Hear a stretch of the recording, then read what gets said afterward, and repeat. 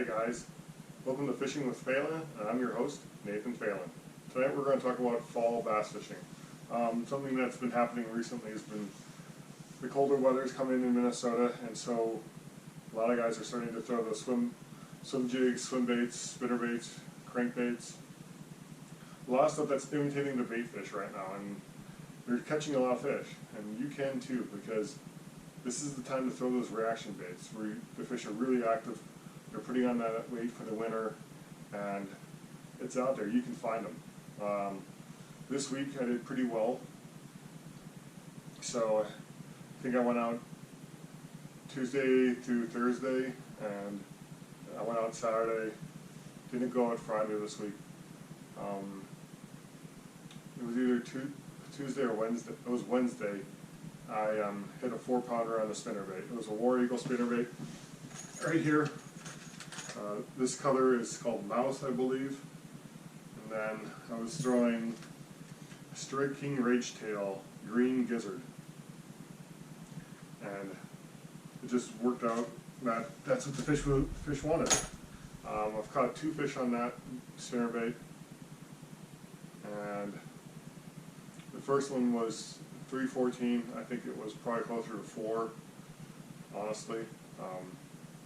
I could actually watch the fish come up behind the bait and eat the lure. So it was kind of crazy. What's even crazier is I lost that fish the first time I hooked it. And what had happened was, a lot of times I'll loosen the drag of my reels when I put them in my car or when I'm traveling. I just don't want that drag sitting tight with them. And so I was trying to tighten my drag down as I'm fighting this fish. My rod's loading up, and it just gets off. And I'm thinking, dang it, I just lost my biggest fish of the night. So I'm making the same cast as I did before, and so right next, I'm on the bank because I don't have a boat. And you're going to probably hear me say that a lot. But just because you don't have a boat doesn't mean you're not going to be able to find fish. And there's this big laydown, probably like 5-10 yards away from me. And I'm pitching out past the laydown and bringing it across. And then bringing it nice and slow on the bottom. Right? So I want to say it's a double willow, and 1 silver, 1 gold. I'll show you what this looks like kind of paired up here. So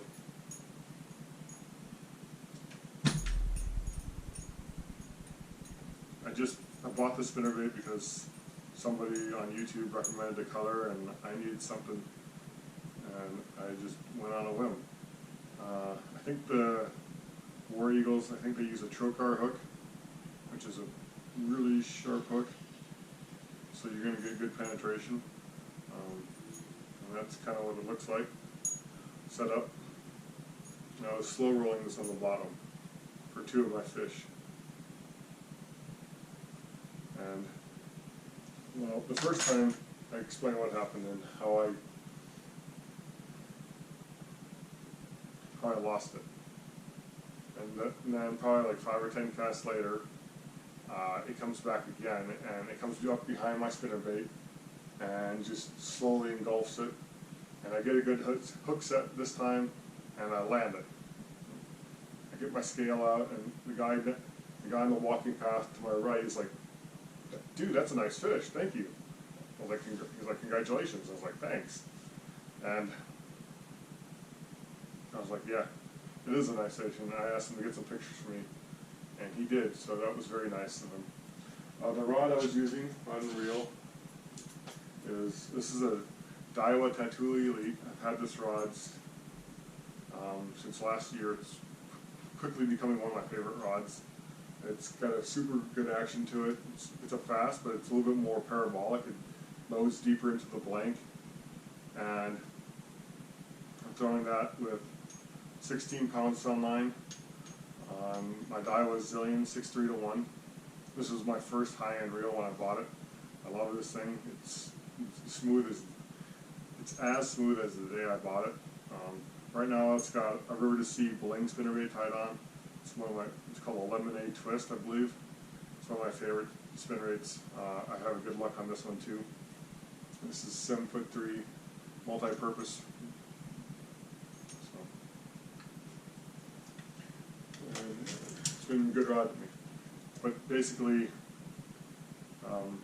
2 of my fish came on that. And right now, this is the time to start throwing those baits. Like, they're actively feeding. So whether you're slow rolling them over the weed tops or bouncing them, like bouncing off bottom pretty much, this is the time to be doing it. Another fish that came on, I caught was 2.7 on Saturday, and I was throwing a swim bait. This is a local made swim bait in Minnesota. It's not very big, not very popular. It's called Topwater Tackle. I'm not sure if I can even find these anymore besides Joe's Sporting Goods over in like St. Paul, Roseville area. It's their Smash Tech or Smash Melon color. I'm throwing that on a trocar swim bait head. I think this is either a quarter, no, I think it's a ½ ounce. And this is on 12-pound Sunline Seagur InvizX. It's on my Megabass F6, which is the Tour Versatile. It's a 7-foot rod, heavy power, and it's on a Steez reel. It's just what I have it with right now. I'll probably go back to my Zillion when the spring starts up, or something that's got braid if I need a frogging rod in a pinch. This is quickly becoming one of my favorite rods. I can pretty much do everything with it. Crank, I probably could throw some of my bigger cranks on it, or spinner baits, chatter baits, swim jigs, swim baits, any kind of reaction bait. This is it. It's got a super good action to it. They call it medium fast, so it loads pretty deep into the plank. It's got a ton of power. I pulled a 2-pounder out of a pretty thick clump of a milfoil with it on 20-pound fluoro, and I just leaned into the rod and it just loaded up, and I could feel the power. But what impressed me was like I never thought I was going to lose the fish, or the rod was going to break. So the fish are out there and they're feeding. I actually went around it yesterday and today, and I threw a jig. I threw a finesse jig with a Berkeley craw trailer on it on my Megabass Braillist, and I didn't get a single bite. And I was bouncing on the bottom, dragging it, letting it sit, and they weren't having it. But the spinnerbait and the swim bait are what's catching my fish right now. So don't be afraid to get out there and try those baits. They work. You just got to find the color and have a good trailer. I think that's the 2 important things. So good luck, and hope you catch some good fall bass. Talk to you later. Bye.